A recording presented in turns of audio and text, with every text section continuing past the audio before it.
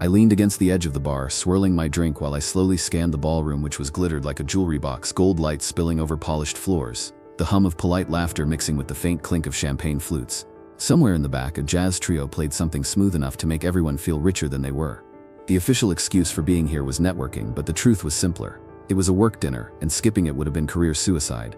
I would much rather be in my pajamas nursing my broken heart while crying over a box of popcorn and watching Netflix. My eyes occasionally scanned the room to look at the different clique huddled together, obviously gossiping about who dated who cheated on who broke up with who in the office. And speaking of breakup, my eyes went to the cause of my pain. Liam, my ex-boyfriend. He was standing by the dessert table, navy suit tailored within an inch of perfection, his hand resting with easy familiarity on the small of someone's back. Not just someone. Trevor, the intern who joined the company barely a year ago. The sight hit like a gut punch. 1,000 small memories rushed back in a blur. Liam offering to mentor him. Their late-night calls that dragged far too long. The way I'd catch them leaning close together, sharing some private joke. And whenever I asked, Liam brushed it off. Told me I was imagining things. Paranoid. God, I'd been such a fool. I must have been staring too long. Because Trevor suddenly leaned impossibly close to him, like he might as well crawl onto Liam's lap right there. He whispered something, and Liam's head turned, both of them glancing my way before breaking into laughter. They were laughing at me. The ache I thought I'd buried clawed right back to the surface. My chest burned, anger laced with shame. Words I'd overheard once, Trevor gossiping with the other interns, echoed back like fresh poison. Liam's way out of Kai's league. I mean, seriously. And then Liam's voice, cruelly clear in my memory. On the day we broke up, you'll never find someone better than me. Gods, he is such a jerk. A lying, cheating bastard. My jaw tightened as I turned back to my drink, telling myself I didn't care anymore, that I'd moved on. But the sound of their laughter still cut through me like broken glass. Out of my league. Really? Sure. Liam was the archetype of an alpha male, golden hair, effortless confidence, that stupid smug grin. But I am not that bad looking myself, and losing him to some twink just tanked my pride and self-esteem. I needed to prove them wrong. To wipe that smirk off Liam's perfect lying face.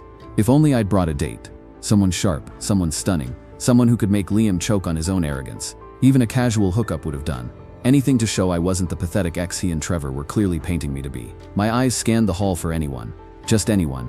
I was desperate now, but there were too many familiar faces, colleagues, clients, people tied too tightly to work. The fallout of my breakup with Liam had already rippled through the office. The last thing I needed was to drag myself into more drama by entangling with the wrong person. Still, I kept looking, restless, hungry for an out, for someone. And then I saw him.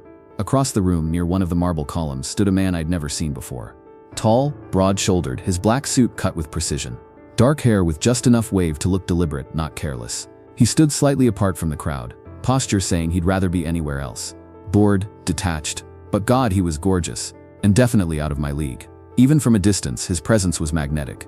And I knew if I wanted to leave this room with even a shred of pride intact, I had to take the risk. A reckless, dramatic gamble. Walk over and start a conversation. I scanned quickly. He has no date on his arm, no ring, no one hovering nearby. This is perfect. This is stupid. Who does this at a work dinner? God, I hope he's single. Before my rational brain could talk me out of my plans, I set my glass on the bar and started walking toward him. Each step felt like a dare I was giving myself. He noticed me halfway there, eyes cool, curious, a flicker of something like amusement. I stopped just in front of him, leaned in slightly, and said low enough for only him to hear, "Pretend I'm your date," then said out loud for everyone to hear, "Babe, I thought you wouldn't show up." Before he could react, I slid a hand lightly to his shoulder, pulled him close to me and kissed him. My lips firmly pressed against his. He didn't pull back. In fact, the faint upward curve of his mouth told me he was playing along. I could feel his calm confidence in the way he didn't rush, didn't stiffen, just let it happen. When I finally broke the kiss, I turned, scanning the room until my gaze found Liam. Thank goodness he was watching. If not, all this would have been for nothing. His smile had dropped. His jaw was tight. I lifted my hand and gave him a slow, unapologetic middle finger. Said a hurried thank you to the mysterious stranger I had kissed, flashed a polite smile his way, and then walked unhurried toward the balcony. My chest buzzing with the kind of satisfaction you couldn't bottle if you tried. The balcony's cold air caught in my lungs, sharp enough to slow the adrenaline rush, but not enough to steady it. Below, the city lights glittered like they were mocking me, thousands of tiny eyes watching me replay what I'd just done.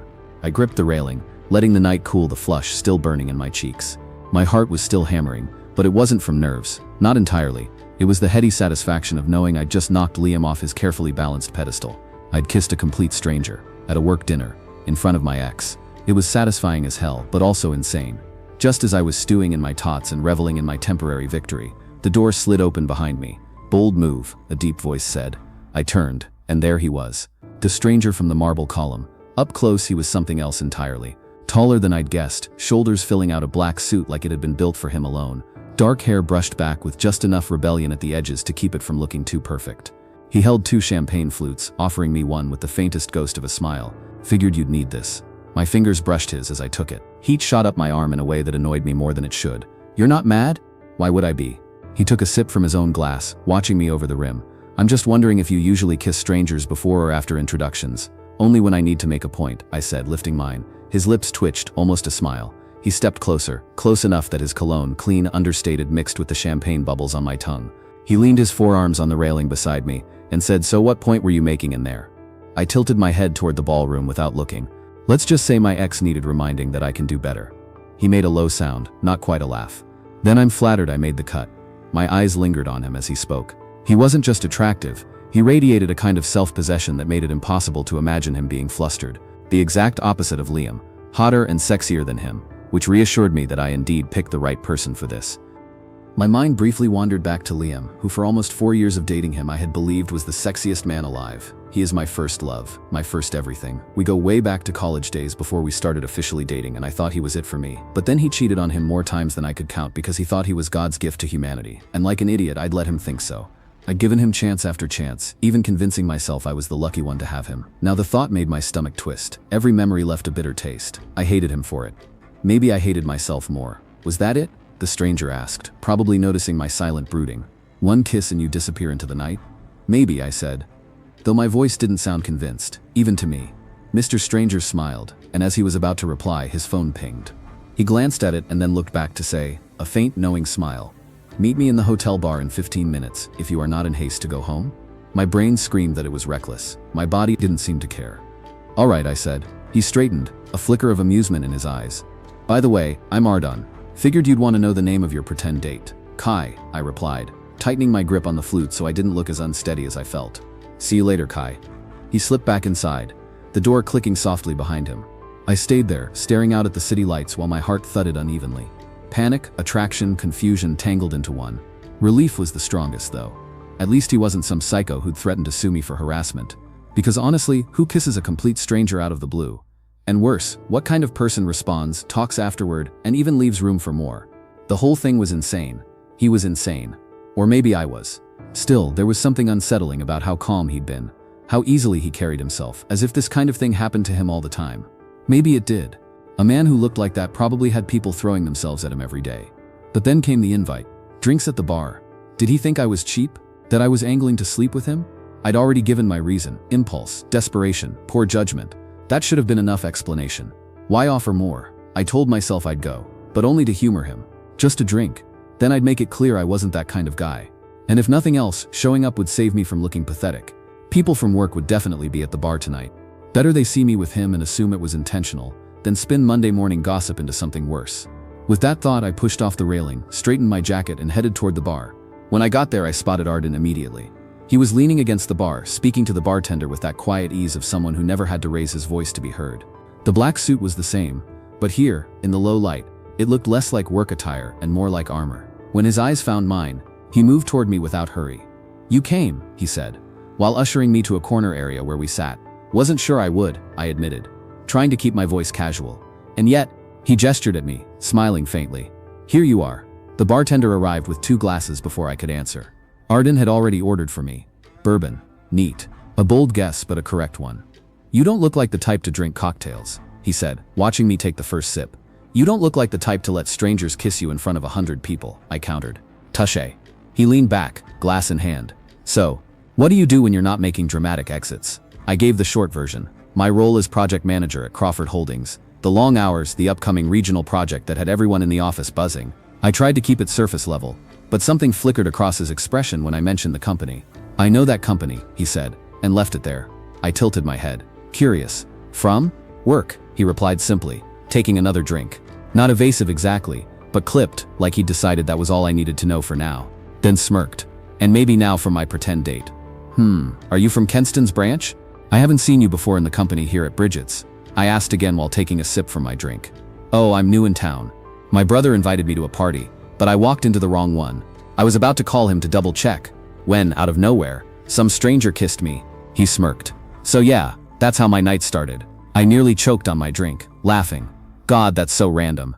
And for what it's worth, I'm sorry about the ambush kiss. He waved it off, lips curving into the faintest grin. Don't be. Honestly, it saved me from dying of boredom. Work parties are the worst. I'll never understand why people come to these things. A laugh slipped out of me. Quieter this time. He wasn't wrong. I'd always thought the same. What's the point of drinking with people you'll see in the office Monday morning anyway? Fair enough. But seriously, why are you even sitting here with me? You don't strike me as the type who wastes time with random strangers. He took a slow sip of his drink, then set the glass down with deliberate ease. Like I said, I'm new here. Haven't had a proper night out yet. Figured I'd start with my accidental date from earlier, and maybe turn it into something real. His eyes flicked over me, unhurried but intentional. Besides, you're not exactly hard on the eyes. I thought I'd indulge a little. Really. He was already flirting, and not even being subtle about it. I arched a brow at him, half teasing, half curious. Okay then, what do you normally do on a date? He leaned back in his chair, grin tugging lazily at his mouth. Drinks. Dinner somewhere quiet. Maybe a walk if the night's decent. A little music, and if the chemistry's right, his eyes glinted. A steamy, unforgettable night at my hotel room. I laughed, quick and sharp, though my chest tightened the way it does when you've just confirmed a suspicion. Ah, right. Well, I'm really not into that. His brow lifted slightly, like I just said something unexpected. And said surprising, considering how bold you were, kissing a stranger tonight. I felt my ears burn as I swirled the bourbon in my glass, pretending to study the amber liquid. Yeah, sorry about that. It was a reckless moment. But truth is, I'm not the type to sleep with someone on the first date. There, said it. The line in the sand. The gentle letdown. So, he said easily, no shift in tone, no sign of irritation. You're more of a relationship guy. The way he framed it made me tilt my head, half defensive. Why do you make it sound like that's a bad thing? His gaze held mine, steady. It's not, it's just rare. Finding someone who doesn't want to jump into my bed after the first date is like finding a unicorn these days. That wasn't the reaction I'd braced for. No scoff, no bored dismissal, no offended smirk. Just acceptance, like my words hadn't derailed the evening at all. Something in me softened then, the knot in my stomach loosening just enough for me to stay. So I indulged him, and for the next hour we just talked, drifting from travel horror stories to worst dates to the little quirks of city life. The conversation flowed too easily, too comfortably, for two people who'd met under the most ridiculous of circumstances. And when the night finally wound down, he pushed his chair back. Let me drop you off. I shook my head, standing. No, it's fine. I'll call a taxi. And then added after a few seconds, but I hope you have a good time in the city. His mouth curved again, that faint knowing smirk I was starting to recognize as his signature. Oh, I'm sure I will. Hey Daydreamers, thanks for tuning in. If you are liking this story so far, tell us where you are listening from in the comments section and hit the subscribe and notification buttons so you don't miss any story uploads. Let's continue. Monday mornings had a way of magnifying regret. The fluorescent hum of the office felt harsher, louder, like it knew the gossip already making its rounds. I hadn't even made it to my desk when someone walking past murmured with a grin, "Hot date Friday, huh?" Before disappearing down the hall. Heat rose to my face, but I forced a casual smile, nodding as if it meant nothing. Except it clearly meant something. Half the floor seemed to know, and if I'd learned anything, it was that gossips here traveled faster than company memos. "Good morning," I said as I dropped my bag at my desk.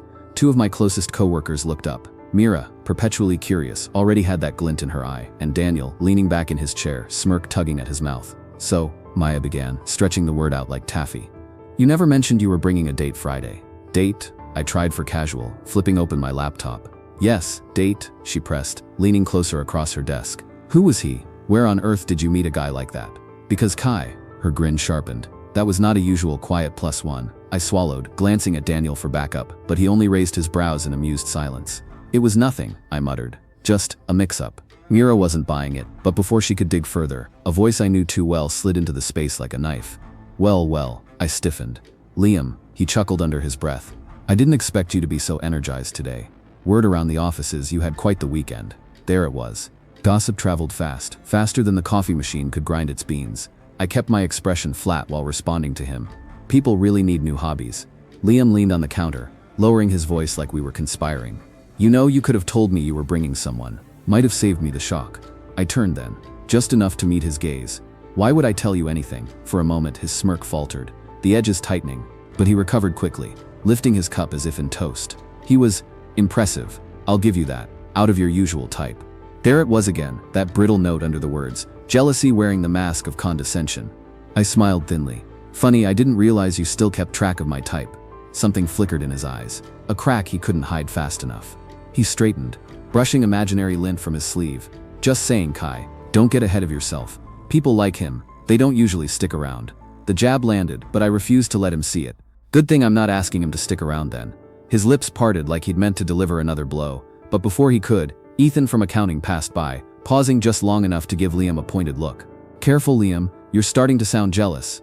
The corner of my mouth curved despite myself. Liam's jaw tightened as he forced a laugh, muttering something under his breath before slipping away with his coffee. I exhaled, tension easing as I turned back to my system, clicking on the meeting notification that just popped up from my Slack. Daniel gave a low whistle. Smelled like jealousy to me. Liam doesn't have that right, I responded, shutting my laptop harder than necessary. Not anymore. We headed to the conference room together, the three of us falling into the usual shuffle of coworkers finding their places. The buzz of conversation died down once our department head stood, clapping his hands lightly. Before we begin, I have an announcement. He glanced toward the door. In fact, he's here now. He crossed the room and opened it, smiling as someone stepped inside. And just like that, my stomach dropped. The man that walked in was unmistakably the stranger from yesterday, Aidan. Every line of him was composed perfection. The black suit, the quiet authority in the way he carried himself, the kind of presence that filled a room before he even spoke. His eyes swept over us, cool, assessing, those green orbs pausing just long enough on me to make my chest tighten. Recognition flickered across his eyes briefly, before it was quickly replaced with professional calm. This is Aidan Hart, our boss continued. He's been sent directly from HQ by the CEO to oversee the Harrington & Co. project. He'll be acting regional director during his stay. The words blurred under the rush of blood in my ears. If this were a cartoon, my jaw would have been on the floor, bouncing off the desk. Talk about a twist. The stranger I'd kissed Friday night was now my boss. Well, technically everyone's boss. For 2 months. Still, I had kissed my boss. Mira nudged me, brows raised in a silent "isn't that him?" I shook my head quickly, eyes snapping back to the front as Aidan spoke. Gone was the relaxed, almost flirty aura from the bar. His tone now was clipped, authoritative, every inch the professional. He laid out the terms with cool efficiency. He'd be overseeing the project. Each project manager had 2 weeks to prepare a proposal, and he'd choose only one team to carry it through to completion. His closing words were casual, but sharp as glass. May the best team win. I risked a glance across the room. Liam was watching too, only his usual smugness had slipped, replaced by something tighter, almost brittle. For the first time all morning, a slow smile tugged at my lips. Still, panic churned beneath the surface. What if this became an issue? Sure, Friday night had ended on a good note. He'd even offered me a ride home. It wasn't like I'd slept with him or anything. God, my stomach flipped at the thought. If I had gone with him that night, if things had gone further, the scandal would have written itself. I figured I should put this behind me now. I had already apologized. If anyone asked about the kiss, I'd brush it off as a coincidence. My focus now had to be forward. This was my chance to prove myself, and more importantly, to beat Liam fair and square. Sleeping with someone hotter would sting him, sure, but beating him in this project? That would be the sweetest victory of all. The meeting wrapped, and I made a quick exit, determined to bury myself in research before anyone cornered me. I didn't make it halfway down the hallway before someone blocked my path. The new regional director's assistant. Mr. Hart would like to see you in his office. Now. My throat went dry. Sure. On the way up, my mind spurned. How was I supposed to play this? Friendly like Friday night happened? Casual like it didn't? Or strictly professional, because now he was my boss? In the end, I chose the only safe answer, professional. When I got to his office, I was ushered in immediately after a knock. Inside, the space already smelled like him. Crisp cologne with a darker edge underneath. Expensive and understated. Aidan was at his desk, flipping through a file. He didn't look up immediately, which only made me more aware of every small movement as I crossed the room. Finally, he closed the folder and glanced up. Kai Bernnet. I nodded, forcing my posture straighter. Yes, sir, that's me. He leaned back in his chair, eyes steady, studying me the way I'd seen managers study balance sheets, scanning for what didn't quite add up. That kiss on Friday, he said finally, still an impressive move. Heat crept up my neck. Oh, come on, I already apologized, I muttered, wishing now to go back in time and undo my action. One brow lifted, and there was the faintest flicker of amusement in his eyes. I'm not offended. If anything, I'd say it landed exactly where you wanted it to. Liam looked like he'd swallowed glass. That caught me off guard. Wait, how do you even know it was about Liam? His mouth curved, not quite a smile, more like he was filing away a fact. Well, apart from the death glares he kept sending me during the meeting, your office manager is very thorough when it comes to briefing me on the team dynamics. A startled laugh slipped out of me before I could hold it back. God, of course. Leave it to Susan to have the tea ready before the ink was dry on his welcome packet. Now about the Harrington project. I expect your team to be my point of contact. he continued. Tone shifted back into business mode. Something in me bristled. Because of Friday? His answer was quick, dismissive. Because I read every project manager's file yesterday. Your team has consistently handled the most complex assignments. Sensitive clients, tight turnarounds. You've delivered. So yes, I have high expectations. His gaze didn't waver. But if your proposal doesn't hold, I won't hesitate to cut your team out. Competence is the only currency that matters to me. The words landed like cold water, sharp, clarifying. Before I could respond, he added, tone firm and final. And perhaps I never mix business with pleasure. Never. I swallowed hard, then nodded. Understood. The corner of his mouth twitched. Not a smile, not approval, just acknowledgement. He watched me for another long moment. Good. I like working with people who aren't afraid to take risks. That night at the party, you showed me something most people try to hide. I wasn't sure what to say to that, so I just met his gaze and held it. All right, he said at last, leaning forward. You can go, for now. I turned to leave, but before I reached the door, he added, Oh, and Kai, I glanced back. Try not to make a habit of kissing your boss in public, unless you plan to follow through. I groaned. I said I was sore. You know what? Never mind, Mr. Hart. Do enjoy the rest of your day, and walked out before he could see the flush creeping up my face. Walking out of Aidan's office, I let out a breath I hadn't realized I'd been holding. The tension in my shoulders loosened. He hadn't made it awkward. No pointed reminders of Friday. No lingering smirk to twist the knife. Just clear lines, professionalism, and one sharp reminder. He didn't mix business with pleasure. It was strangely grounding. If anything, he'd given me something I hadn't expected. Confidence. He'd recognized my team's track record, even said he had high expectations for me. A compliment, yes, but also a weight, and I wasn't about to let him down. Also, beating Liam in this bid would be the cherry on top. With that thought, I gathered my team into a quick meeting, mapping out ideas, setting timelines, watching the spark of competition catch fire around the table. And towards close of work, I felt steady again, anchored in the work. By the time I shut down my computer, most of the office was a ghost town. The kind where the hum of the vending machine felt too loud. I head back to the cafeteria, which smelled like burnt coffee and microwave leftovers. I needed coffee before I head home. I was in the midst of pouring sugar into my cup, when the air shifted the way it always did when Liam walked in. His cologne hit first, sharp and familiar, a scent that used to mean comfort but now only made my stomach twist. Fancy seeing you here, he drawled, sidling up beside me at the counter. I didn't look at him. It's the cafeteria, Liam. Not exactly the Eiffel Tower. He chuckled, the sound dripping with mockery. Still quick with the comebacks. Guess that's what caught Arden's eye. My grip tightened around the spoon, but I kept my tone even. He leaned against the counter, smug as ever. Oh, come on. Everyone saw you two at the dinner. You were practically eating his face. The flash of the kiss replayed in my mind, not the act itself, but the satisfying look on Liam's face afterward. I allowed myself a small smirk. Oh, so you were watching. Must have been hard for you. His eyes narrowed just enough to betray a hit. Please. If you think sleeping with top management is your way of securing this project, by all means go ahead. Just don't expect it to last. Guys like him don't stay interested in guys like you. There it was. The jab, sharpened and familiar. So petty, so Liam. My God, why didn't I see this for the 4 years we dated? Why did I ever date a guy like this? Oh yay, that guy was 20, still naive and stupid enough to believe Liam was special. It was that night outside the library. A group of jerks circling, tossing slurs at me like stones. Liam had stepped in, one sharp remark scattering them like pigeons. Then his arm slid around my shoulder, his voice smooth. You should stick with me. I take care of my own. And I believed him. God, I believed him. We burned fast late-night coffees, his grin flashing across lecture halls, the intoxicating sense of being chosen by the guy everyone wanted. But the cracks were always there, his endless flirting, the dismissive, you're overthinking, Kai. I'm just being friendly. The whispers in corridors, pitying glances paired with my name. And I stayed. That was my mistake. I stayed, thinking loyalty would make him respect me. It only made him careless. When I confronted him, finally fed up, he didn't even react. He said, bored. I only dated you because I felt bad for you. Don't take it personally. And when I told him I wanted to end things for good, and I couldn't go on like this, he had said those damn words. You'll never find someone better than me. God, I hate him. The thought dragged me back to his face. That smug, condescending look he wore like armor. But underneath it, I saw it. The edge of something brittle. He was threatened. And he should be. Even if I had no intention of chasing anything with Arden, the idea of it was almost tempting, if only to watch Liam unravel. To see him lose his polished composure piece by piece. Because let's be real, Arden doesn't look at me that way. He's my boss. And yes, he's way out of my league. But for once, just knowing Liam thinks otherwise. That's almost enough. You know what's funny, Liam? I said, voice low but clear. I don't need to sleep with anyone to win this bid. I'm going to beat you the same way I always should have with my own work. So maybe instead of standing here gloating and trying to scare me off, you should put that energy into your project. His smirk faltered, just for a second. Enough to see the crack beneath. I picked up my coffee and brushed past him. leaving the stench of his cologne behind.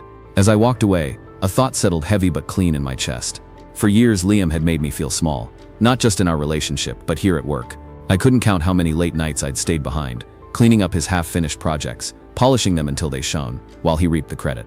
He'd kept me boxed inside his shadow, convinced I'd never be more than his afterthought. But not anymore.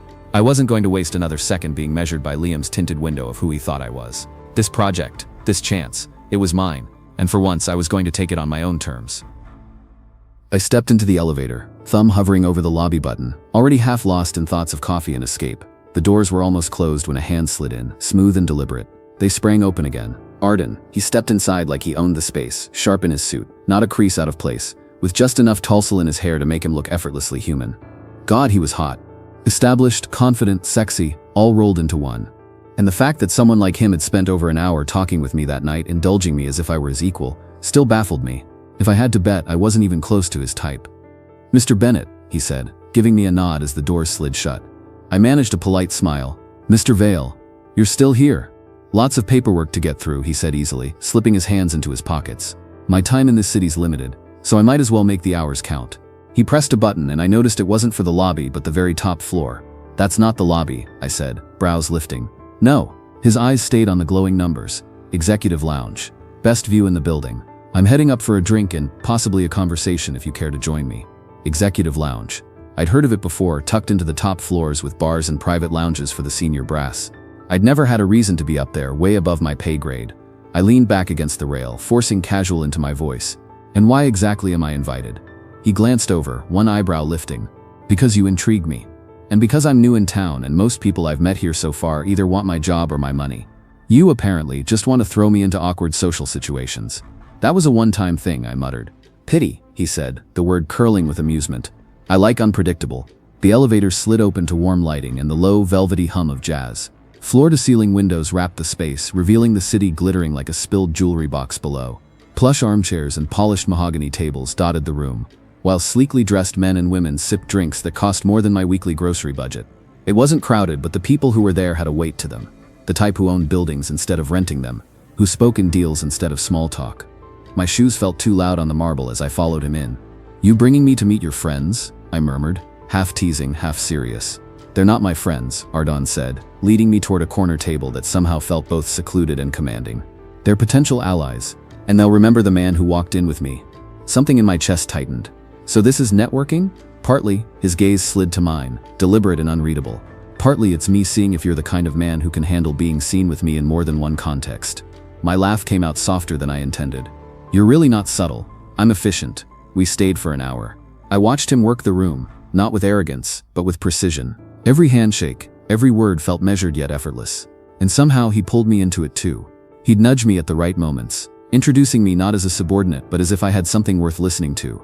And I found myself speaking, more than I usually would, about things that actually mattered to me, not just surface chatter. Every nod of approval from him was like fuel, and by the time we left I'd been invited to a book launch and an art exhibition. Me who'd never once set foot in this lounge before tonight. More than once I caught his eyes drifting toward me across the room. Maybe I imagined it, probably.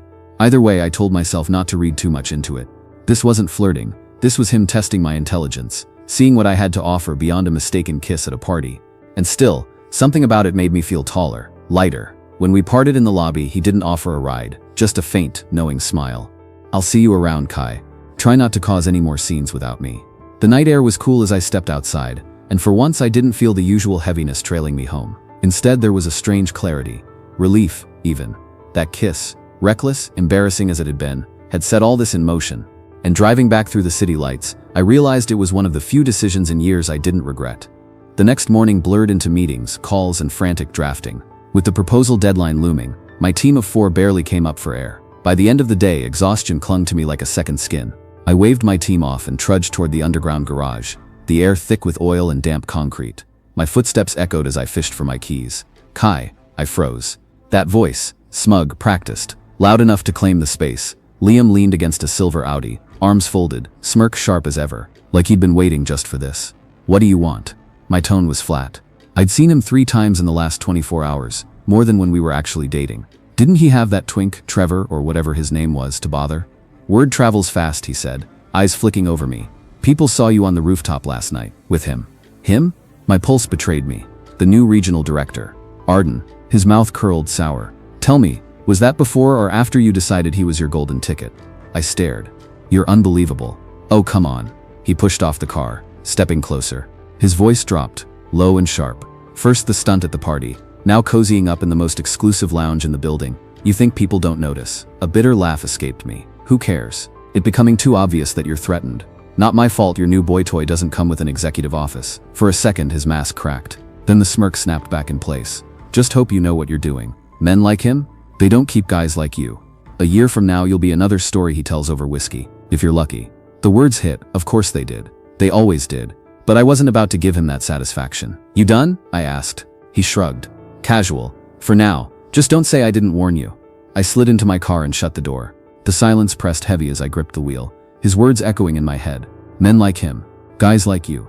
Even now, Liam's voice had a way of worming itself under my skin, despite telling myself I will no longer see myself through his tinted glass. Or maybe it's just easier said than done. The next few days that follow, work was intense and I was loving the thrill. Work was different with Aidan in the picture.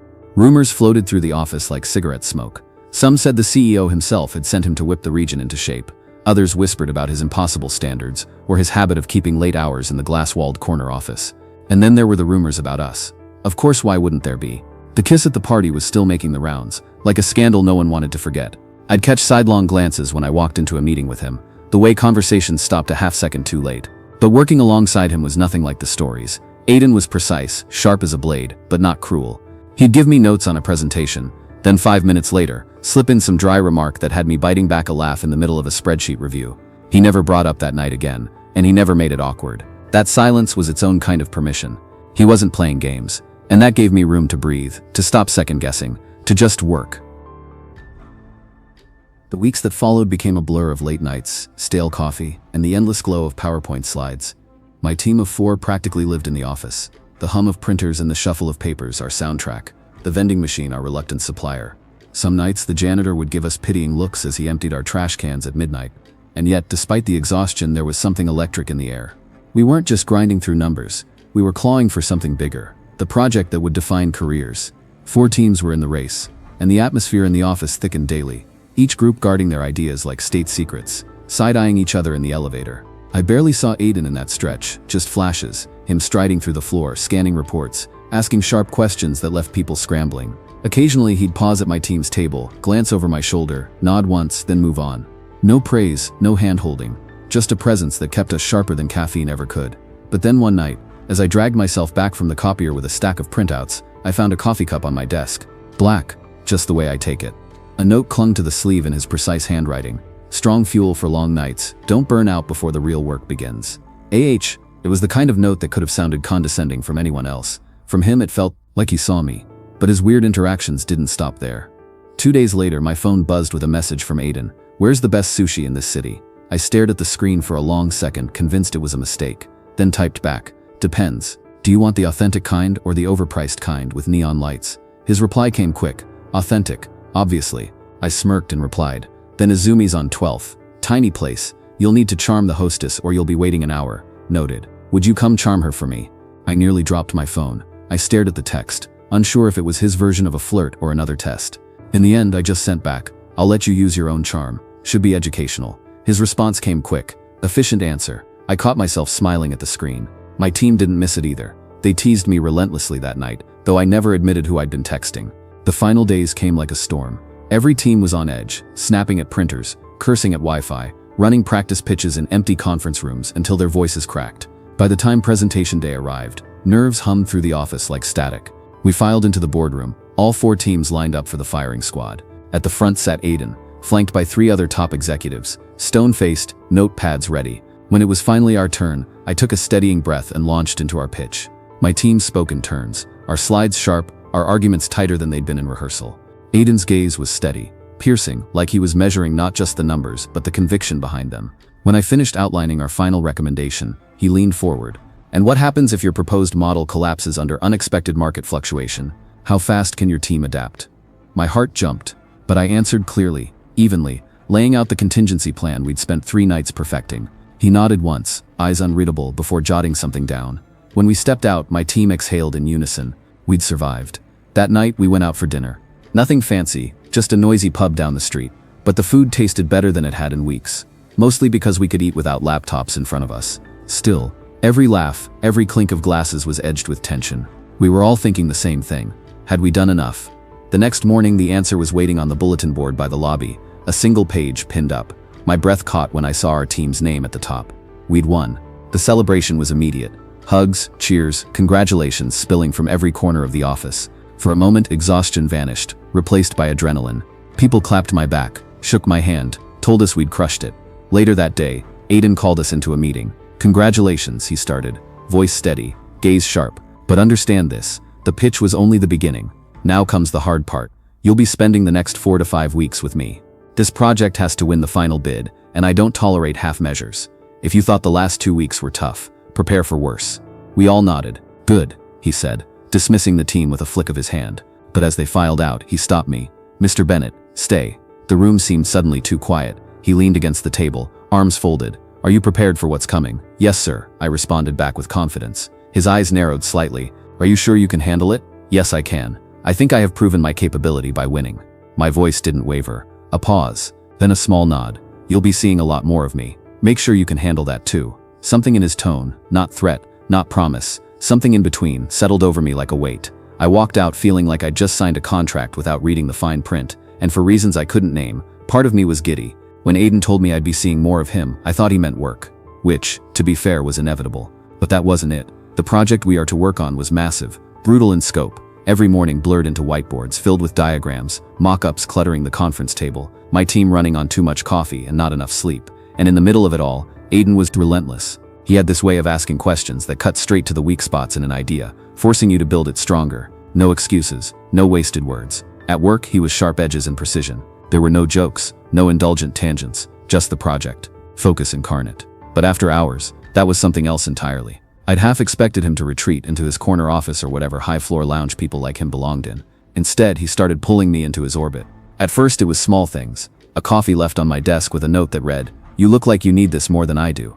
Then a casual walk with me after a late meeting that somehow ended with us debating the best pizza in the city while standing on the curb.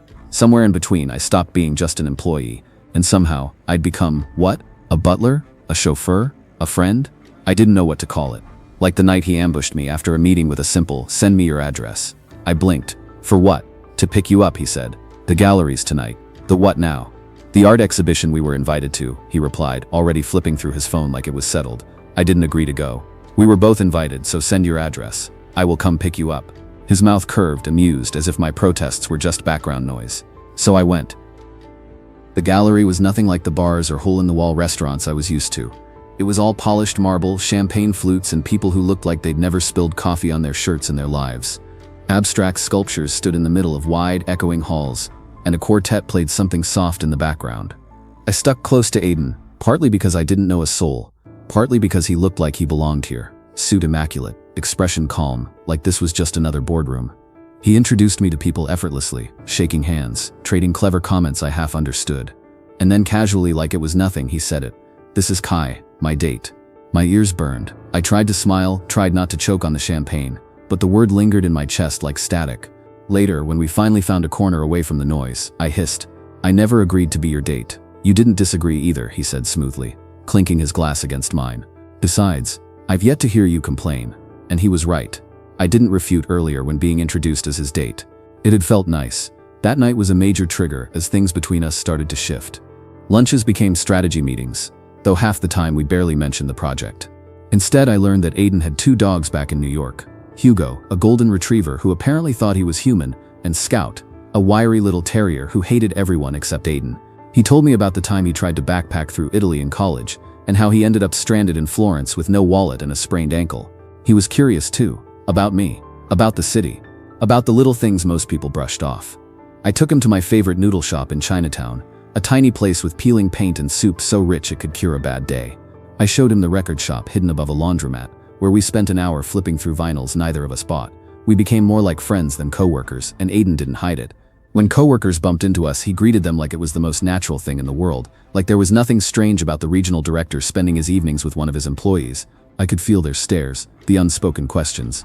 Liam noticed too. Of course he did. At first he ignored me. Then it was awkward jokes in meetings, lingering too long in the break room, like he was circling something he didn't want to admit. I knew exactly what he was doing, and I refused to play along. If you'd told me 6 weeks ago that I'd be willingly spending my weekends and lunch breaks with the man I kissed just to make Liam jealous, I would have laughed in your face. And yet, here we were. The ease at which my relationship with him flowed was weird, and the fact that I started looking forward to our late afternoon check-ins, or the way he'd call me partner when we were wrestling through a strategy draft. One Thursday night, I'd just kicked off my shoes when my phone buzzed. "Aidan, tell me you're not already in bed," he teased. "Not yet," I muttered, suspicious. "Why?" "Because my hotel room is boring, and you, Kai, are marginally less boring than my hotel TV." I snorted. "Wow, flattered. Let me come over." I haven't even said yes before he hung the call, and then 10 minutes later, he was at my door. No tie, shirt sleeves rolled up, looking more relaxed than I'd ever seen him. He sank onto my couch like he belonged there, commenting on how lived-in my apartment felt compared to his sterile hotel suite. "That's 'cause you're living in a hotel room," I said, tossing him a blanket. "No personality, just overpriced minibar snacks and a bed that squeaks every time you breathe." His grin widened. "You've been in my bed." I shot him a look. "You know what I mean. We didn't do anything. Just half-watched a movie, talked about neighborhoods, gossip, favorite spots." But I realized, as he asked questions, real ones, the kind that made me think he was piecing me together in his head, that this wasn't about filling time. He wanted to know me, which was a surprise, really. I wonder why. When he finally left, all he said was, "Thanks for letting me crash your Thursday," with the faintest brush of his hand against mine as he stepped out. It shouldn't have meant anything, but it did. The weeks slipped by, and somewhere along the way the lines between us started to blur even more. Aidan wasn't coy about it either. And me? For the first time in months, I let myself indulge. The ache was gone. The bitterness. Even Liam's shadow. In their place was Aidan. Steady, relentless, impossible to ignore. We hadn't kissed yet. Not once. But the signs were everywhere. The way his arm lingered when he pulled me into a hug. The way he leaned just a little too close when we shared a joke. The absent-minded brush of his thumb against the corner of my mouth during dinner, like it was the most natural thing in the world. I kept telling myself not to read into it. Not to assume. To just take it as it came. No expectations, no promises. But God, every day it got harder to believe this was only friendship. And I couldn't help hoping for something I knew was entirely impossible, because Aidan Hart is nothing like I thought he'd be. When you look at him, the impression is obvious. Young, rich, sexy, the typical alpha male personified.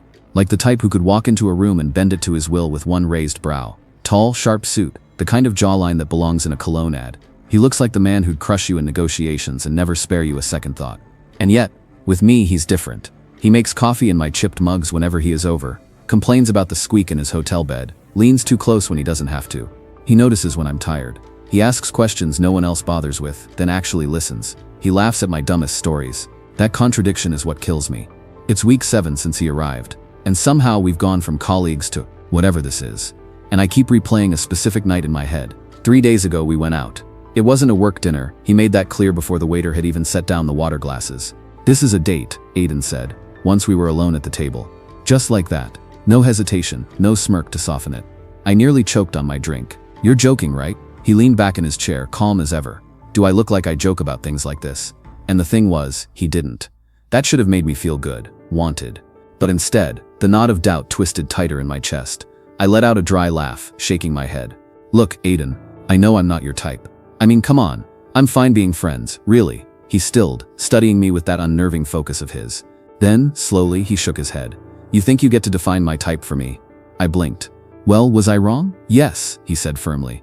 "It's not about looks, or status, or any of the things people think matter. My type is the person who makes me pay attention. The one who challenges me when everyone else nods along. The one who makes me want to show up. Not because I have to, but because I want to." His gaze didn't waver. "That's you, Kai." Okay, my heart had skipped a bit right there. But the rational part of me is not buying this, or maybe it's just my self-esteem. I forced a weak laugh and responded, "Oh, come on, Aidan. You don't have to say that. I know how this usually goes. Guys like you don't." "Guys like me," he cut in gently, "have tried before, and failed." He glanced down at his glass, his thumb running along the rim like he needed the distraction. "Do you want to know why none of my relationships worked?" I hesitated. "Why?" "Because they couldn't understand me," he said simply. "Communications fizzled out since we couldn't speak the same language." I frowned. "Language? My work," he explained.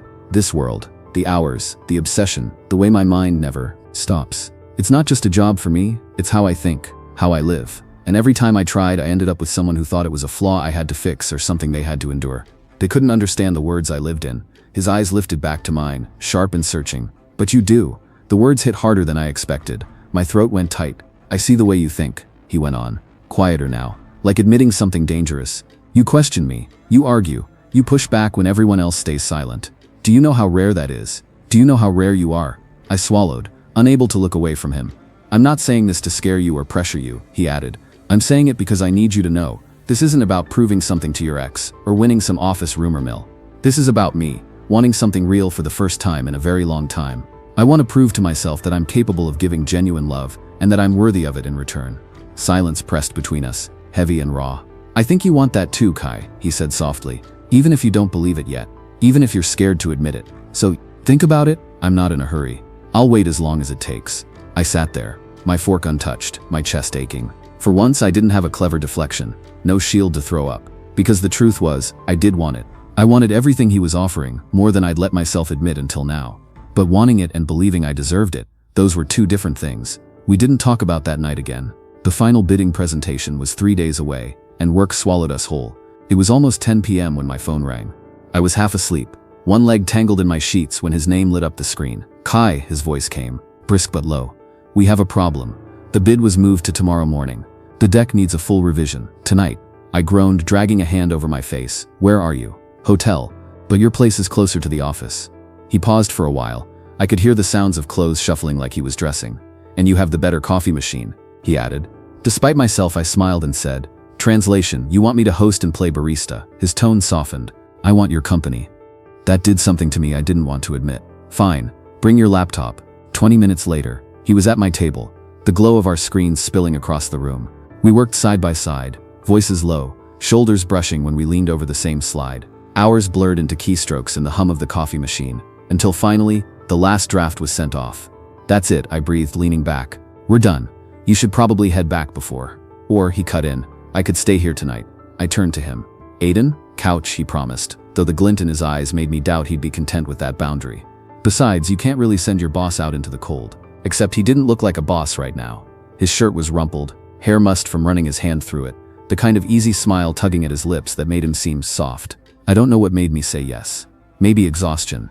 Maybe the way the air between us felt charged, like the room itself was waiting. So he stayed, and we talked for a little.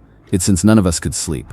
It was almost 1 a.m. Our conversation filtered from the music we grew up with, embarrassing childhood stories and dreams we'd both shoved aside for practicality. At some point I realized I wasn't talking to my boss anymore. I was just with him, with Aidan Hart.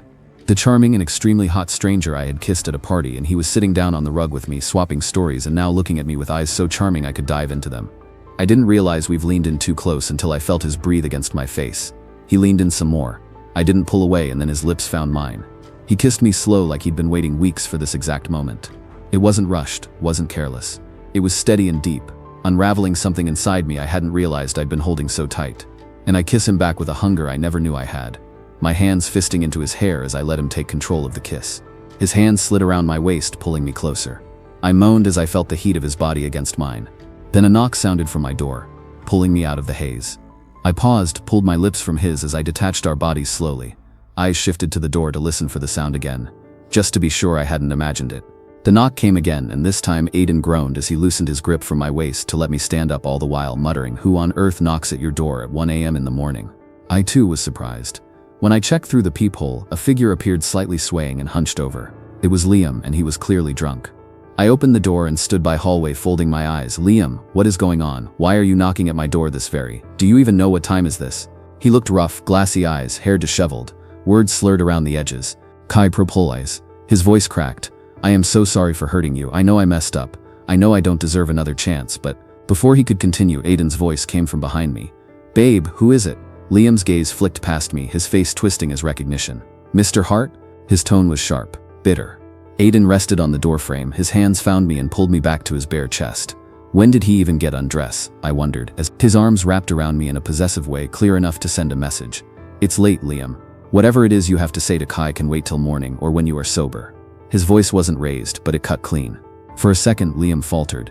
He opened his mouth like he wanted to argue, but nothing came. His eyes darted between us, to me, and then to Aidan. Hands around my waist, then he stepped back, shook his head. And without another word, he turned and walked away. We stood in silence as Liam's figure faded down the hall, the echo of his footsteps dissolving into the night. Aidan guided me back inside, the soft click of the door shutting behind us, sealing it all away. I stayed there for a moment, rooted, my mind struggling to process what had just happened. A small ache tugged at me when I saw Liam like that, glassy-eyed, broken in his own way. For a fleeting second, I almost believed his regret. But I knew him too well. It wasn't love, it was jealousy, and the sting of losing control. And realizing that, it hit me harder than I expected. I didn't love him anymore, not even enough to hate him. What I felt was pity. And maybe that was freedom, enough to finally open my heart to someone else. That thought was still settling when Aidan turned me gently, his fingers curling around my wrist, pulling me close until my forehead found his shoulder. His warmth wrapped around me, steady, grounding. "You don't have to let him get into your head anymore," he murmured, voice low but certain. "You don't have to prove anything to him. Not ever again." Something inside me cracked at that. The tension I'd carried for months loosened, and I sank against him, my arms slipping around his waist as if they'd always belonged there. For a long moment, neither of us spoke. Just his heartbeat under my cheek, steady and grounding. When I finally lifted my head, he searched my face like he was making sure I wouldn't run. Then he kissed me again, softer this time, with a patience that unraveled every wall I had left. The kiss deepened slowly, naturally, until words didn't matter. Until all that was left was the heat between us. The trust, the quiet need that had been simmering for weeks. And when he led me gently back toward the couch, there was no hesitation left. For once I didn't overthink. I just let myself be wanted. I woke to the smell of coffee and the low hum of someone moving around my kitchen. For a moment I thought I'd imagined it all. The kiss, the way Aidan's hand had held the back of my neck like I was something worth holding on to, the quiet hours that had unfolded after. But when I rolled over, there he was, barefoot, sleeves rolled to his elbows, hair slightly unruly, like even he hadn't bothered to smooth the night out of it. Aidan Hart, regional director, my boss, the man who should have been nothing more than a chapter in my work life, was in my kitchen, pouring coffee into 2 mugs as though he'd always belonged there. He noticed me watching and gave a crooked grin. "Morning, sunshine." I sat up, rubbing the sleep from my face. "You're disgustingly cheerful." He set a mug down on the nightstand beside me. "That's because I make excellent coffee." I wrapped my hands around the cup, letting the warmth seep into me. The silence stretched, comfortable but charged. Last night was still between us, unspoken but undeniable. Finally, I cleared my throat. "So, what are we doing?" Aidan leaned against the doorway, studying me. His expression was softer than I'd ever seen it. "What do you want us to be doing?" That should have been an easy question, but it wasn't. My chest tightened. "I don't know. I don't want this to be something you'll regret, or something I misread." He shook his head, stepping closer. "Kai, if there's one thing you should know about me by now, it's that I don't do things halfway, and I don't kiss people for the hell of it." He paused, eyes steady on mine. "But I don't want you to say yes to me, because you're lonely, or because you want to fill some space someone else left behind. If you say yes, it has to be because you want this, because you want me." The words landed like a weight and a lifeline all at once. "Like I told you before, I'm not in a hurry," he added, quieter now. "Think it through, take your time. I'd rather wait for a real answer than rush into something that doesn't mean the same to both of us." For weeks I'd been waiting for the catch, the hidden agenda, the part where this unraveled into something sharp. But he wasn't asking for perfection, he was asking for honesty. And that more than anything scared me. By the time we were ready to leave for the office, the weight on my chest felt lighter. "Ready to go win the bid?" Aidan asked, as he adjusted his cufflinks. "As ready as I'll ever be." Before we walked out, he caught my chin and pressed a brief kiss to my lips, simple, grounding. "Make me proud." The boardroom smelled faintly of coffee and fresh printouts. Harrington's execs lined one side of the long table, our senior managers the other. I started the presentation, market data, projections, rollout timelines.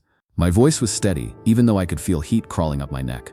Halfway through, one of the Harrington guys lobbed a curveball question about scalability. Before I could fumble an answer, Aidan leaned forward, smooth as steel. "That's an excellent point," he said. "And exactly why Mr. Bennett developed this phased integration model." He gestured to the slide I'd designed, then broke down my logic like he'd memorized every detail. Not stealing my spotlight, but sharpening it until no one in the room could doubt who the expert was. When the meeting wrapped, the Harrington team was smiling, nodding. One of them even said directly to me, "Impressive work." As the clients filed out, Aidan's hand brushed my shoulder, brief, steadying. His voice low enough only for me. "We make a good team." Then that small, dangerous smile. "In more ways than one." 3 days later, the news broke. We'd won the Harrington bid. The office buzzed like it had swallowed electricity. People laughed louder, clapped shoulders harder. My team was flying high. Our project was the MVP, the win everyone would talk about for months. At the celebration, Aidan gave a speech, his voice carrying over the crowd. He spoke about the company's vision, the team's resilience. Then, like it was the most natural thing in the world, he called my name, put me in the spotlight. The applause was thunderous. "Dinner on the rooftop," he finished, "courtesy of the company, and a send-off for me." Cheers followed, but the word send-off landed heavier than anything else. 1 week. That's all he had left here. 1 week before he'd be back in his world. And I'd be here in mine. The thought followed me through the night, into the rooftop celebration where lights strung overhead cast everything in a warm glow. Laughter rose around me, people clinking glasses, music threading under the hum of conversation. Colleagues who usually didn't spare me more than a nod now stopped by to congratulate me. Even Liam came. He muttered a stiff congratulations, eyes flicking like he wanted to say more, but Daniel and Mira lingered at my side, their looks daring him to try. He didn't. Across the space I caught Aidan's gaze. He raised his glass at me, a quiet acknowledgement. My chest tightened. Later, when the crowd thinned and the night softened, I drifted through the crowd, trading smiles and small talk, but my eyes kept searching for him. And when I finally found him, leaning casually against the balcony railing, city lights spilling across his profile, my breath caught. He spotted me, his mouth curving into that familiar, infuriating grin. There he is, the star of the night. His gaze flicked over me, slow and deliberate. You look dashing tonight, Kai. Too good, actually. Starting to make me jealous of every set of eyes in this room. Heat crawled up my neck. You're ridiculous. Maybe, he said easily, sipping his drink. But I mean it. I moved closer until I was standing beside him. From here, the city stretched wide, endless, like a reminder of how small we really were, and how big this felt. His shoulder brushed mine, just barely. Not enough for anyone watching to notice, but enough for me to feel it. And it hit me then, the memory of his words that morning. Don't say yes unless you mean it. Unless you want me. I'd been turning it over all week, testing it against every fear, every doubt. And what I'd realized was simple. He hadn't promised perfection. He hadn't claimed to be some flawless savior who'd fix the parts of me still healing. He'd promised something better. The willingness to try, to commit, to prove that genuine love was possible, and to give it honestly. And wasn't that what I wanted too? I swallowed, heart pounding like it might break through my ribs. Will you be my boyfriend? For a heartbeat, he just looked at me, and then his smile broke wide, lighting his whole face in a way I'd never seen before. Kai Bernnet, he murmured, leaning in just enough that only I could hear. I thought you'd never ask. And then he kissed me before pulling back. Is that a yes? I asked again. Smile still etched on his face as he raised an eyebrow. Yes, Kai. I am all yours. This time I was the one who pulled him in for a kiss. This time it wasn't for the show, or for anyone else. It was for Aidan, my new boyfriend. To let him know I want him as much as he wants me. When we pulled apart, I couldn't stop smiling. Not because of who might have seen, but because for once, I didn't care. It had been just over a month since the project wrapped and Aidan left the city, boarding a late evening flight with that unshakable confidence of his and a promise, no, a certainty, that whatever we've started wasn't ending here. I don't do flings, Kai. If I commit, I commit. His voice had been calm when he said it, like the topic wasn't up for debate. And he'd smiled in that way that made my chest feel unsteady, like he could see straight through me, and liked what he found. I'd nodded then, agreeing to try. Not that I wasn't terrified. 2 months was nothing in the grand scheme of relationships, and here I was already tethering my heart to someone who lived in another city, another world entirely. Still, every time I caught myself spiraling, I thought of his voice the night before he left. You're worth the travel. You're worth the effort. And for now, that was enough. It was reckless. I knew that. The sensible thing would have been to play it safe, protect what was left of me after Liam. But playing it safe had left me nursing a broken heart in the first place. Liam had been my safe choice, my first love. The man I thought I knew inside out, and he'd gutted me anyway. The truth was, there was no safety in love. Everything was a risk. And right now I'd rather gamble on someone who made me feel alive than lock myself in the same quiet misery I'd been stuck in for years. And Aidan made it so damn easy. Long distance, as it turned out, wasn't the hollow, awkward thing I'd always imagined. Every morning, without fail, there'd be a good morning text from him. Sometimes just a quick morning Kai with a coffee emoji. Other times a selfie of him at his desk or walking to a meeting. He called in the evenings, sometimes during lunch breaks if the time difference allowed whenever he is in another country for work. And he never let conversations fizzle into that awkward silence that comes from people running out of things to say. He told me about his day in the most mundane, unfiltered ways, what he'd had for lunch. The sushi was dry, I'm emotionally offended, a picture of the skyline from his office window. A blurry shot of his half-empty coffee cup because this is what a Monday looks like. He even sent me pictures of his dogs, Hugo and Scout, whenever he'd take them out for a walk. I didn't have to ask for updates. He offered them freely. Like keeping me in his world wasn't a chore but a choice he genuinely enjoyed making. Gentle, easy, passionate when it counted. That was Aidan. It was the kind of relationship I'd never had before. Not because the intensity wasn't there, but because the steadiness was. With Liam, every week had been a roller coaster. My self-worth hanging on his mood swings. With Aidan, I felt safe. Not safe in the way that made me complacent, but safe in the way you feel when someone's hand fits perfectly into yours. And I also didn't hold back. I give as much as he gave. By the 6th week without Aidan, life had settled into a rhythm. Work, coffee, phone calls, repeat. The project's afterglow was still lingering in the office, We'd delivered ahead of schedule, and the client had been so happy they'd actually sent a handwritten thank you letter to the department. Liam had been quiet, which was fine by me. The first couple of days after our little run-in, he'd been overcompensating, holding open doors, offering fake smiles, making small talk I didn't invite. But eventually, either he got bored or the point of his sudden niceness had expired, because now we only exchanged polite nods when we crossed paths. I'd heard whispers that things between him and Trevor had crashed and burned, but the information rolled right off me. I didn't care. My life had moved on, and dare I say it, life was sweet. That afternoon, just as I was finishing up a report, an unexpected "can I have everyone's attention" rang out from the doorway.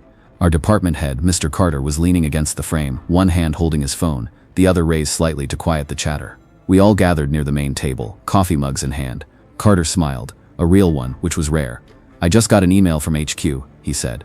"I'm very pleased to announce that our very own Kai has not only successfully completed one of the most demanding projects we've had this year, but he's also being promoted." The words hung in the air for a split second before applause erupted. Someone clapped me on the shoulder. Another shouted, "Drinks on you." I laughed, cheeks warm, heart hammering in my chest. "Along with the promotion," Carter added, "comes a salary increase. Well-deserved, Kai. Keep up the great work." When the crowd broke apart, I drifted back toward my desk, phone already in hand. Without thinking, I typed, "Just got promoted. Dinner is on me next time you're in town. Make it expensive." I hit send with a stupid grin still plastered across my face. No reply yet. It was the middle of Aidan's workday, but just telling him felt like part of the celebration. On my way to the bathroom, I passed by the break room, where low voices carried. "Doesn't deserve it," someone muttered. I froze for a fraction of a second. Everyone knows he slept with the boss to get here. A laugh followed, sharp, cutting, and then I recognized the voice. Liam. I kept walking, didn't react, just made it to the bathroom, locked myself in a stall, and sat there until my heartbeat evened out. By the time I returned to my desk, my phone was buzzing, Aidan's name lighting up the screen. Video call. I swiped to answer. His face filled the screen, and just seeing him loosened something in my chest. "There's the star employee," he said with a grin. "I just saw your text. Kai, that's amazing. I'm so damn proud of you." "Thanks," I said, smiling faintly. But he paused, tilting his head. "Why do you look like someone just stole your lunch?"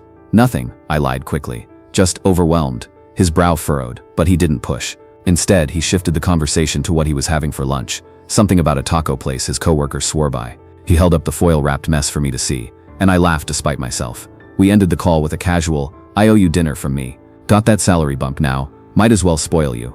"You say that like I'll let you pay," he teased. The week after my promotion felt like riding a wave I hadn't quite learned how to surf. Everyone seemed to know, and the congratulations kept trickling in, some sincere, others laced with that too bright edge that made my gut twist. Still, I kept my head down and focused on the work. Then on Tuesday morning, an email landed in my inbox with the subject line, "Meeting with HR, 10 a.m. No explanation, no context, just the appointment." I stepped into the HR office at exactly 10, only to find my manager already seated with two members of the HR team, their faces tight. The room smelled faintly of disinfectant and tension. "Please have a seat, Kai," Linda, our HR lead, said. Linda folded her hands on the table. "We've received a formal report claiming your recent promotion was the result of an inappropriate relationship with a superior." My stomach dropped. Linda's voice stayed even. "Specifically that you engaged in a sexual relationship with the director overseeing the project in order to secure both the deal and your promotion." It took me a second to process the words. "That's completely false. That's why we're here," she said calmly. "We need to conduct an investigation to confirm that." My manager leaned forward. "For the duration of the investigation, you're not to contact Mr. Aidan Hart in any capacity. This is to ensure no perception of influence while we review the facts." "Wait," I said slowly. "Who reported this?" Linda shook her head. "We can't disclose that information." But I didn't need her to. I could already feel the answer sitting in the pit of my stomach like a stone. By the time I returned to my desk, whispers had started. Not loud enough to be called out, but not subtle enough to miss. Daniel and Mira caught up to me as I was packing up at the end of the day. "Hey," Daniel said, lowering his voice. "Whoever's doing this is just jealous. Dating the boss or not, you earned that promotion." Mira's eyes narrowed. I'd bet money Liam had something to do with it. I didn't respond, just nodded faintly and headed out. When I got home, Aidan called. Video again. He was sprawled on his hotel bed, hair slightly mussed, smile easy. "So, did you have a good day, Mr. Big Promotion?" It took everything in me not to blurt out the truth. Instead, I just asked, "Did you have anything to do with my promotion?" The question wiped the smile off his face. "Why would you even ask that?" I shrugged, trying to sound casual. "Just wondering." He sat up straighter. "Kai, the company didn't even ask for my recommendation. I had nothing to do with it. You finished that project, you led the team, you earned it." I believed him. I wanted to believe him. So I let it drop. We spent the rest of the call talking about the stir-fry he'd ruined for dinner, and whether he should try learning to bake bread. but the words from HR clung to me like smoke I couldn't shake. The next morning, I'd barely tasted my coffee. My phone buzzed twice, Aidan's name flashing on the screen both times, but I didn't answer. HR had made it clear. No contact, not until this mess was sorted. By 10, I was in the main conference room, seated alongside Linda, my manager, and a handful of other staff who'd been called in as relevant parties. The air had that too clean, just wiped down smell, like they were preparing for surgery. Linda cleared her throat. Thank you all for being here. As you know, HQ has been made aware of an appeal to rescind Mr. Kai's promotion, citing allegations of misconduct. Today, we'll review the matter with a representative from HQ. The HQ representative, James, adjusted his glasses and clicked something on the tablet in front of her. We'll be looping in the CEO before we proceed, she said, her voice calm but carrying the weight of finality. A ripple of whispers passed through the few employees seated in the conference room. My palms started sweating. The CEO? Why in the world would he get involved in an internal promotion dispute? From everything I'd heard, William Crawford was young, mid-30s, sharp as a blade, and too busy expanding the company's empire to bother with gossip. A man in his mid-30s appeared. Dark hair neatly styled, sharp jawline, and a pair of striking green eyes that swept across the room like they were scanning for weak spots.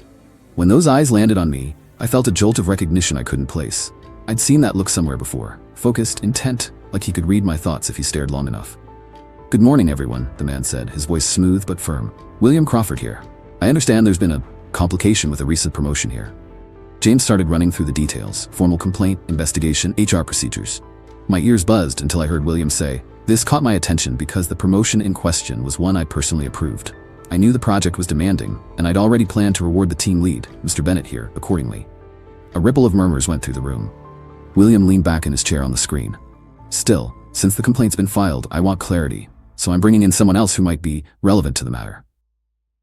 Just as everyone is wondering who, another smaller screen popped up in the corner of the projection, this one showing Aidan in what looked like his own office. He was leaning back in his chair, sleeves rolled up, tie loose, flipping through a folder. He didn't look pleased. "William, I'm busy." "What's?" He paused mid-sentence, looking down at something on his desk. Then he glanced up, and his gaze caught on the view of the conference room being broadcast to him. "On me." "Kai?" Aidan's brows drew together. "What's going on?" I shifted uncomfortably in my seat. Every eye in the room felt like a spotlight. The rep cleared her throat and gave a quick summary of the situation. Anonymous complaint, accusations about my promotion, the ridiculous claim I'd slept with my boss to get it. When she finished, Aidan actually laughed. Not the polite, corporate chuckle, an unrestrained, "you've got to be kidding me" laugh. "Wait, so this is why you asked if I had anything to do with your promotion? My God, Kai." I wanted to sink into the chair and disappear. William's gaze flipped from me to Aidan, calm but assessing. "Well, let's be clear. The promotion came from me, directly. No recommendations, no requests, no influence from anyone. I reviewed the project reports myself and decided the team lead deserved recognition. Simple as that." The room was dead quiet. "As for this idea of sleeping with your boss," William's lips twitched like he was holding back a smile. "Aidan isn't even an employee at Crawford Holdings, so unless we've started promoting based on dating someone in a completely separate business, this is a non-issue." I heard a few muffled coughs and laughs from the table, and Aidan rolling his eyes while muttering a thanks to whoever handed him a folder in his office. Then William's tone lightened, edging toward amusement. "That said, I suppose I should apologize for pulling you both into a call like this, but honestly, I had to. Otherwise, I'd probably never get the chance to meet the person who's got my little brother completely losing his mind. And knowing Aidan, he's the last person I ever expected to mix business with pleasure." My head snapped toward Aidan. "Little," Aidan sighed, rubbing the back of his neck. "Kai, meet my brother, William Crawford. William, this is Kai, my boyfriend." Boyfriend. The word landed like a warm stone in my chest, even as my brain scrambled to process the rest. Brother, Crawford, but Aidan's last name was Hart. William smiled faintly. "Nice to meet you, Kai. From your project report, you've got good ideas. We might have to steal you for HQ one day." Then he turned to James and said, "Wrap this up. The complaint is dismissed. Case closed." I gave my boss a tight smile, and when my eyes filtered back to Aidan, he had the guts to look slightly guilty. "And sorry about that, babe. We'll call you later. Please pick up." The call ended abruptly, leaving silence and a room full of shocked expressions in its wake.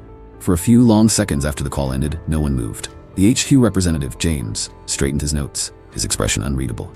"That concludes the matter," he said, voice brisk. "The appeal for withdrawal of Mr. Kai's promotion is officially dropped. Let's get back to work, everyone."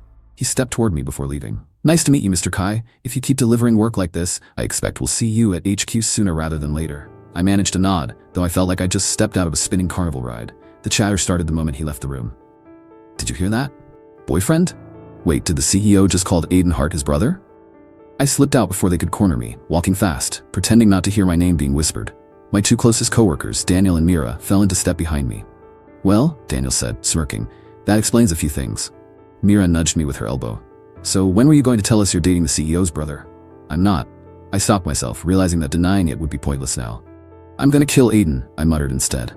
They both laughed, but I kept moving, my mind replaying the meeting over and over. The green-eyed CEO. The way Aidan had just dropped boyfriend like it was nothing. By the time I got back to my office, my phone was already buzzing with Aidan's name flashing across the screen. I stared at it until it stopped, the silence in my small office settling heavy. I wasn't ready to talk, not with the adrenaline still fading and a dozen questions in my head about why he'd never mentioned William before. The gossip spread faster than I'd expected. By lunch, there were two versions floating around the building. One that I really was dating Aidan Hart, and one that Aidan Hart was the CEO's brother. Both were true. Neither felt like information I'd had a chance to process yet. After the meeting fiasco, I'd spent the rest of the day and the next replaying every word, every sideways glance from my colleagues, until I was half convinced I could hear the whispers even when no one was around. I ignored Aidan's calls. Twice last night, 3 times this morning. If he wanted to talk, he could wait. I wasn't ready to see his easy smile and calm voice like nothing had happened. A knock came sharply from my door. I was in the midst of laundry and a little bit far from the door, but the knock didn't stop. Slow, deliberate. The kind that meant the person on the other side was fully prepared to wait me out. I cracked the door open, and there he was.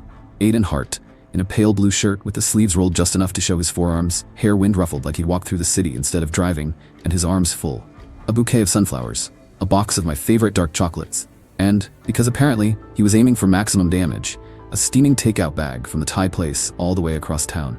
The sight made something in my chest pinch in that annoying way where anger and affection collide. "If you're trying to bribe me," I said, leaning on the doorframe, "you're overshooting." One corner of his mouth lifted. "If I were bribing you, there'd be cheesecake too." His eyes flicked past me into the apartment. "May I?" I should have said no. But my hand was already on the door, swinging it open. The smell of lemongrass and basil curled into the air as he stepped inside, setting his offerings carefully on the counter. He turned to me, his expression shifting, lighter at first, then soft with something close to regret. "I didn't mean for you to find out like that," he said. "About William. About everything." I crossed my arms, the defensive posture automatic. "You mean the part where your CEO brother swooped into a meeting to clear my name? Or the part where I didn't even know you had a CEO brother?" "I wasn't hiding him from you," he replied evenly, though there was a tiny, telltale tension at the corner of his jaw. "William and I keep our personal and professional lives separate. I wanted what's between us to be ours, not something you'd think was tied to him." The words were reasonable, but the irritation was still coiled in my chest. "Well, that worked out great, didn't it? Now half the company thinks I slept my way into a promotion, either with you or with him." His gaze held mine steadily, which is exactly why he stepped in. "And for the record, Kai, he had nothing to do with your promotion. I didn't even know until you told me. You earned it. You." I searched his face for any flicker of dishonesty, but there wasn't one. Just that unshakable confidence he carried like gravity bent for him alone. And damn him, it worked on me. My irritation thinned but didn't vanish. I shifted my weight. "And the different surnames?" Aidan's mouth quirked, the faintest smile. "William took our father's name. I use our mother's maiden name. We agreed years ago it keeps our careers from bleeding into each other. And your career is what exactly?" "I run my own consultancy. Majorly business analysis and also project management, sometimes stepping in when a company needs help landing a big deal." He glanced toward me, voice softening. "Like yours." Something in his tone made my chest warm despite myself. "And for the record," he added, "these last 3 months with you have been the best part of my time here in the city.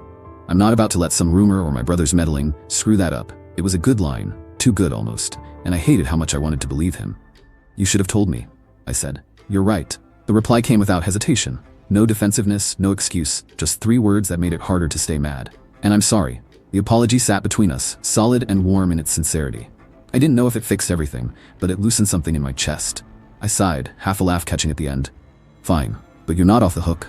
Relief flickered over his face. "Fair enough, it's dinner." I eyed the takeout. "You're lucky I like Thai." By the time we sat down and started unpacking the food, the sharp edge of my annoyance had dulled.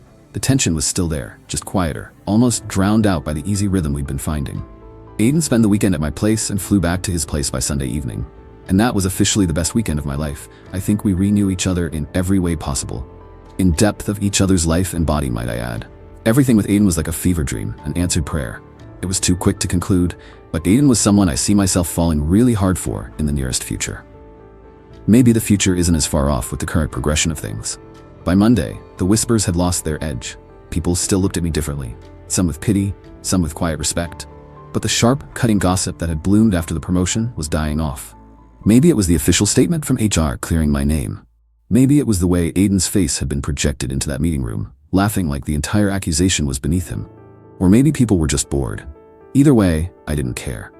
The first few days after that weekend, Aidan called every night, but the conversations weren't as effortless at first. There was this invisible bruise between us, both of us careful not to press on it, but it didn't last. By the end of the week, he was back to sending me random pictures. His breakfast, a street musician in the park, a sunset from his office window, with captions that made me laugh out loud in the middle of work. One Friday evening, after a long week, I came home to find a delivery waiting outside my apartment door. A plain cardboard box, my name scrawled across the top in Aidan's handwriting. Inside, a hardcover notebook, the exact kind I'd once mentioned liking in passing. A jar of my favorite coffee beans, and a folded note in his careful script. For when we can't share mornings. But someday, we will. I sat there for a long time, holding the note, thinking about how I'd gotten here. 4 months ago, I wouldn't have taken this risk. I would have played it safe, closed myself off, told myself I was protecting my heart, and I would have missed him. Now, I wasn't afraid of the distance, or the gossip, or whatever bumps were waiting down the road. Because if there's one thing I'd learned, it's that nothing is guaranteed anyway. So why not choose the thing that makes you want to wake up in the morning? I grabbed my phone, snapped a picture of the coffee beans in the note, and sent it to him with one line, "Will think of you with every sip, looking forward to someday." His reply came less than a minute later. "Deal, and Kai, I miss you a lot." I smiled, really smiled as I set the phone down. Life was sweet. And damn, Liam was wrong. I did find someone way hotter, sexier, richer, and definitely better than him. Thanks for listening to the story Stranger Danger, Maybe Lover. If you enjoy this story, share your enthusiasm in the comments section and don't forget to hit the subscribe and notification buttons so you don't miss any story uploads. See you in the next one.